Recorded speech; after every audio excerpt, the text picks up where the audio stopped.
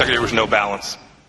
There was 2 pages out of 270 pages. You talked about a lot of things in there. You talked about a lot of improvements, but it didn't have anything to do with diplomatic security in any material way in that report. You need to make sure the entire record is correct, Mr. Cummings. And that's exactly what I want to do. Well, then go ahead. I'm about to tell you.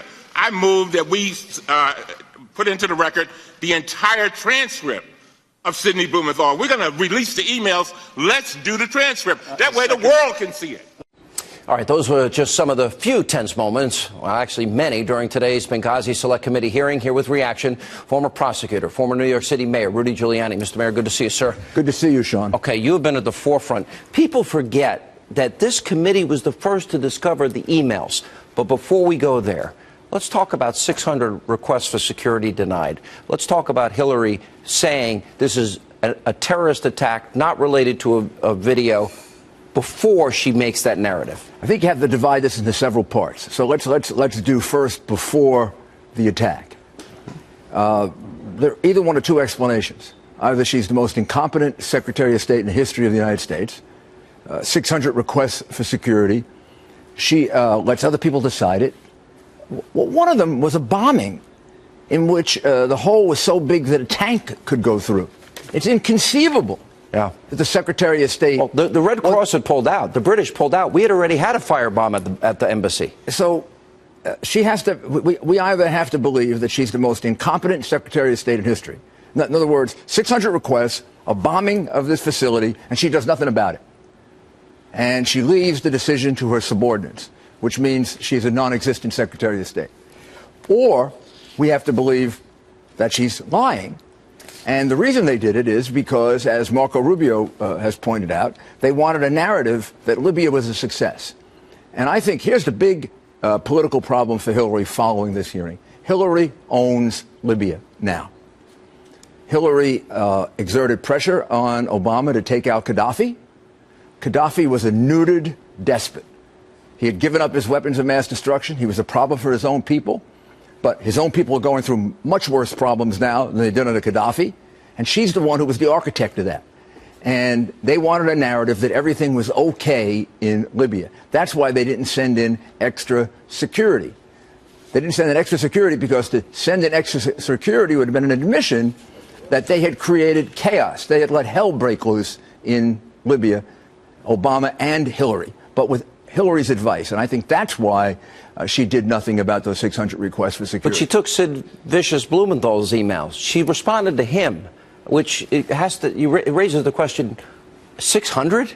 That's crazy. All right. Then you're right to break this down into components before you just dealt with it. Right. During, I interviewed people that were told to stand down. They told me they were at the annex, but they didn't. So I was on Sunday morning television with Susan Rice. That Sunday. And I was sitting in the room getting ready to go on, and I heard her say, "This is because of the Muhammad video, YouTube video." And I said in a rather loud voice a word that begins with B, bull. Yeah. Because you're known to be outspoken. Okay. I knew it wasn't a spontaneous attack. The guys had submachine guns and large weapons. She knew it the moment it happened. Now, Susan Rice works for Hillary Clinton. Why didn't Hillary Clinton correct that? Why didn't she correct that? They went weeks advancing this narrative. So I have one of my assistant U.S. attorneys. They go into court. They say something false to the judge. I find out about it. I correct it.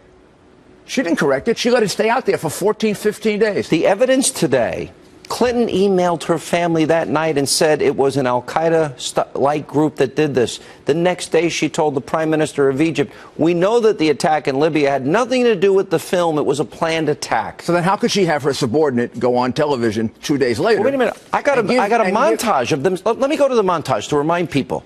So they knew that day and the day after it was a terror attack, but this is the lie they told you.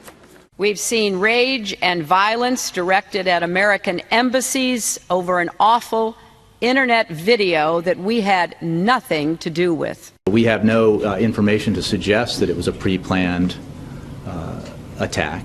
The unrest we've seen around the region has been in reaction to a video that many Muslims find offensive. What sparked the recent violence was the airing on the internet of a very hateful, very offensive video that has offended many people around the world. As offensive as this video was, and obviously we've denounced it, and the United States government had nothing to do with it, that's never an excuse for violence.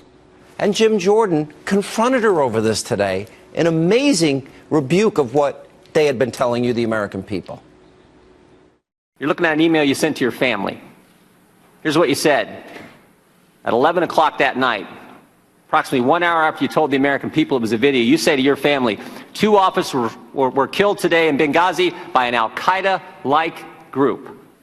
And most significantly, the next day, within 24 hours, you had a conversation with the Egyptian Prime Minister.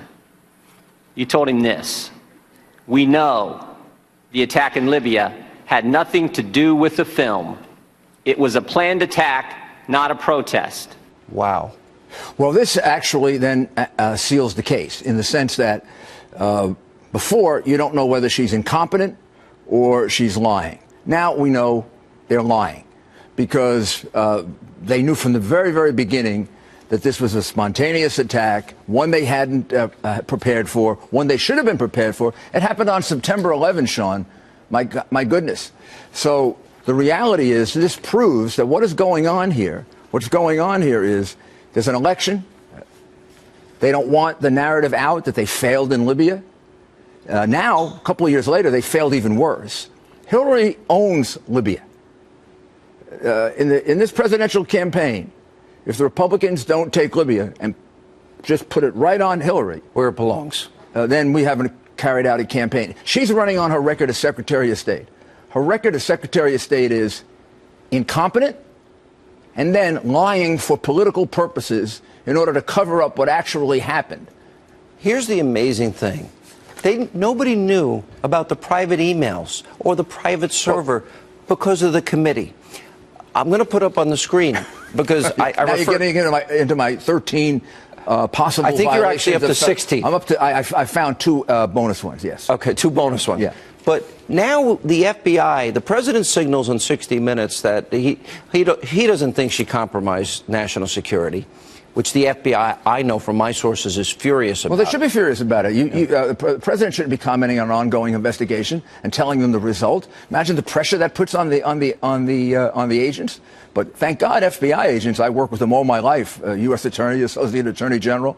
Thank God, FBI agents are honest men and women. But if they find violations to what you have identified here as 15 to 16 separate violations, especially if they find the emails that she handpicked and her team handpicked to erase and then wipe the server clean, and she obstructed justice on top of violating the laws as it relates to how you secure emails, anybody else would go to jail.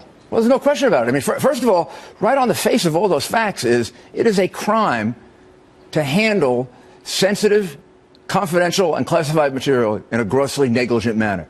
That wasn't a grossly negligent manner? Of course it was. I mean, it's almost a definition of grossly negligent to put it on a private server in a garage. No, in a bathroom. I hate to correct the record. Right. All right, Mr. Mayor, thank you. Appreciate it. Thank you.